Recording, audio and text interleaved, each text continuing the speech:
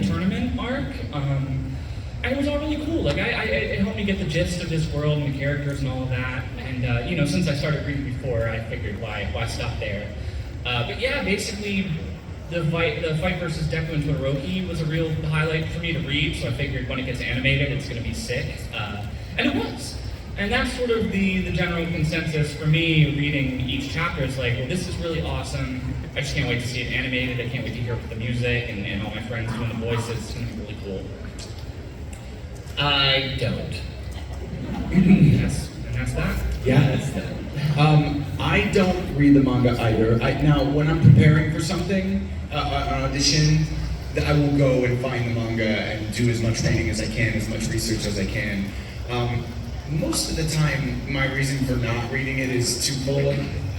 I don't make the time to, just time-wise. And secondly, there are sometimes where, you know, it's gonna be, and it might be animated a little differently. It might not be exactly the same. So I don't want to get too attached to anything. But that said, I love to know what's happening in the manga. So I don't care about spoilers at all. So when people have read it, I always ask them, so what's going on now? What's happening now? And I've had some great conversations at this table right over here that with some wild stuff that is happening that does make me really excited. Like, you know, season 6, I knew some of the stuff that was gonna happen, and it made me even more excited to get in there. But I like that I don't know exactly. I know an idea of what's gonna happen. So that's kind of how I approach it. Oh, love it. Oh, thank you very much. Oh, look, we have a special question. Oh no. Oh my god, sorry, I'm just really nervous. Thank you guys. I have 2 questions. First one is for Cliff. I'm gonna get some rice balls for lunch. Did you want me to get you? Sure. And the second one is for Cliff. No, the second one is for all of you. If you could be any type of dog, what would you be? Australian Shepherd.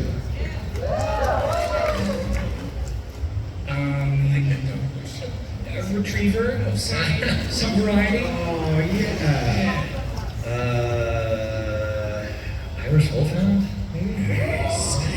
I don't even know you. What do you think I was gonna say? A wolf?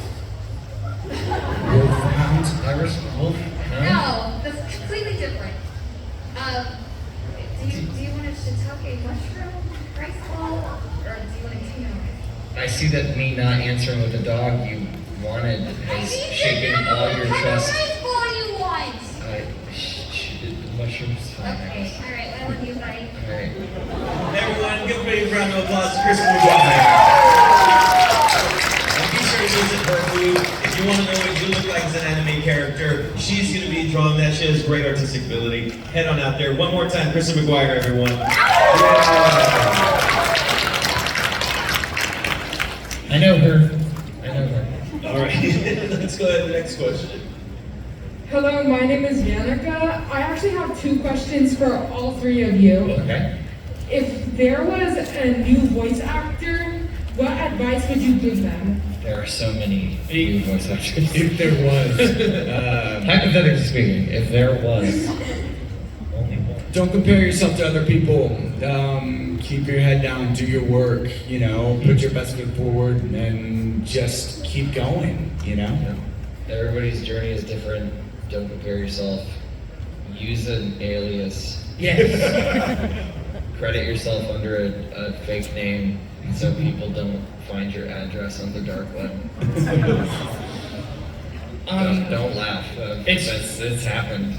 So, you know, I get people send stuff to my house and I'm like, this is not the way to do this right here. Yeah, I got people like friending my family on Facebook. Yeah. Can I talk to Justin? Yeah. No. Heck no. Yeah. Use an alias. Sorry, but no. Take a real critical look at yourself and think about what it is that you love about acting. Does it bring you joy? Does it make you happy to perform or entertain, etc.? This is, and with many acting careers, same, there are very high highs and low lows, and when you are in those valleys, you'll want to remind yourself what it is that you love about what you do, and hold on to that. Yeah. So with each of your individual characters, if you guys could pick one, if you guys could vote for one of them to be the best, which one would you guys choose? Kachan. Between the three of us? They have to vote between each other? Oh. Okay, so, and they can't vote for themselves? Oh. I'm voting for myself. Yeah. I mean, I'm voting for myself big So time. it's 2 votes for So Vodka. I'm the tiebreaker. No, you already said Kachan. No, I don't know. I don't know. Your anymore. vote's cast. I'm not It's not- sure. Anyway, thank you for your questions. Okay, great. Thank you very much. Yeah. Let's go with the next one right here. Really quickly. What's your name and your question?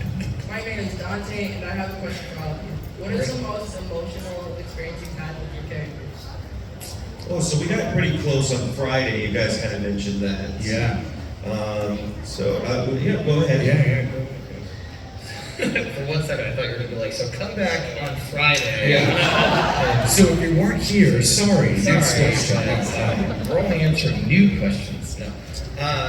It's the most emotional experience with my character, like while recording my character, would be the big scene at the end of season 6. Yeah. In Deku versus people he shouldn't be fighting. Yeah, no spoilers if you haven't seen it, but if you haven't seen it, are you really a fan? Right. What are you waiting for? Just kidding. But Yeah, I've got a couple. It's hard to choose one, but again, season 6, Shoto says he calls Endeavor something that he's never called him. And, yeah, it's not like bastard and stuff. He's used that before, and it was really emotional. It was. It took me by surprise. It was one of those sort of surprise emotional thing. I did it. It happened, and I was like, wow, that was something.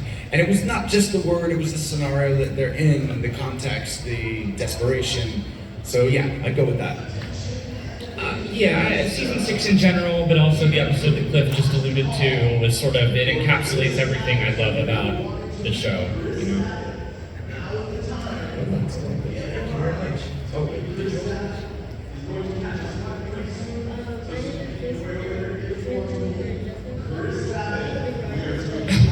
We'll see.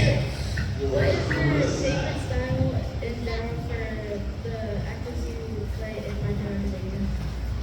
Favorite style Like so, what? What do you mean style? acting. Like, how Deku is like the vigilante and World's Heroes missions. Oh, like our costumes. Yeah. Okay. Oh, costume. Yeah. Oh yeah. I'll take this one, guys. Cool. This one, yeah, I do. I have a real soft spot for the new vigilante mode. It's just really cool and kind of sad.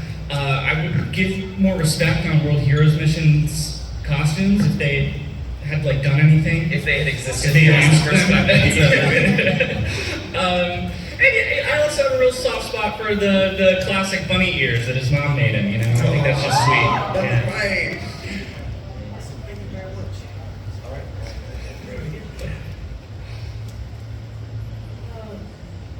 When acting the first time, how did you feel? Like the first time. Like the first. When you acted like the first time in anime, how was your first feeling when meeting everyone else in there? Like in our first anime ever, or in My Hero? Okay. And like, First anime. First time. Yeah, he is nodding his head. Okay. Go ahead. So, for the first most important detail of this is we record independently. So there's a director, there's an engineer, and there's you. And so you're not with any of the other cast members recording it all.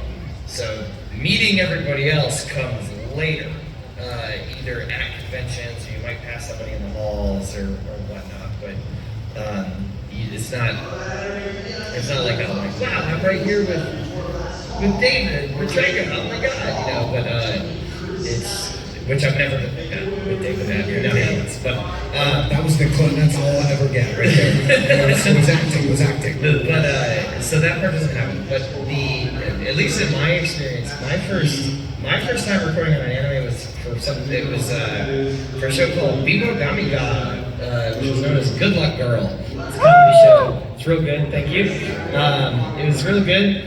and I got called in. I did the audition. I was sure I bombed it, and then I got called back in for what they were calling a paid audition, which I guess was like a callback, where they made me come in and record for 2 hours, and I got paid for this recording session. But it was essentially to see if I was able to do the work because I was so new, and if I was gonna fit the part and stuff like that. And so I was like, okay, so this is like my best chance to book this thing right now, is I gotta do a good job. And so it was really nerve-wracking. And Joel McDonald was the voice director for that, and about an hour into the thing, he's like, okay, great, so when we come in for this next part, I want you got the part, and I want you to be like this, and I was like, you can't just tell me in the middle of this that I just got my first role, you know, like, because now I'm like, I can't even celebrate, you know, like, I gotta listen to the direction. But it was cool. I mean, so then I got called in again and had more recording. So that was mine. Yeah, I mean, it felt awesome. You know, in a nutshell, like, I mean, I had a similar experience, not the paid part, but I auditioned for this thing, and I came in and got a call back, and then found out I was cast, and went in and did it. And like I said, it was a show called Sorcerer, Stabber, Orphan, way back in the day, and yeah, it felt really, really cool. I mean, he was this awesome sorcerer guy that was going on adventures, and so yeah, it was a great thing because I had never thought of myself, when I studied acting, it was like, you know, I thought of it in a certain way. This is what I'll be doing this, and this was like outside of that, and it was so cool. It opened up a bunch of opportunities. So it was very exciting, and also I got in my head a lot, and it was like, I want to be good, I want this to be great, and so it was a constant negotiation with myself, but yeah, overall it was amazing. Justin? My first few recording sessions were more along the lines of like Walla and additional voices, so I didn't feel immense pressure. Like, of course I wanted to come in and dress to impress and you know, do good work, because I figured that's the pipeline into eventually getting more auditions, etc. But it was fun, you know, as long as I could step away from like my theater school trauma of like, you better get it right this time or else. Then you just learn to have fun with it, and then it really becomes, that's where the work begins. So I have one last question for all three of you, and it's a really quick one. If you had to describe My Hero Academia in one word, what would it be? One word, you only get one word. Awesome. Okay. Not bad. Complicated. No claps for that one. Sorry. No, too late. No, it was a nice chuckle. They also didn't clap for Orphan, but they did clap for Good Luck. No, good See, catch. now you're seeing the insecurities of actors. You lost the crowd. It's too late. It's too late. Yeah, no, don't worry, I'm not worried about it.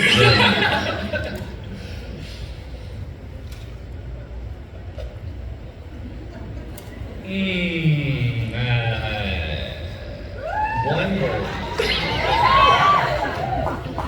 Cool.